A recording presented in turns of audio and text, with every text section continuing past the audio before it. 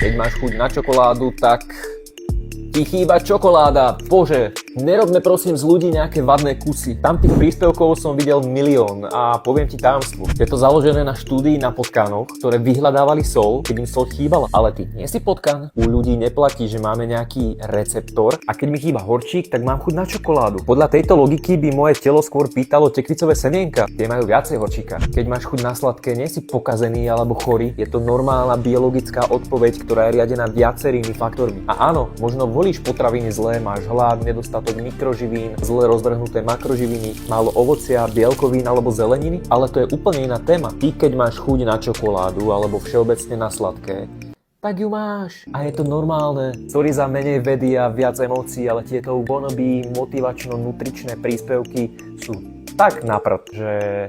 A sleduj ma, keď chceš mať v tej výžive poriadok a nie chaos.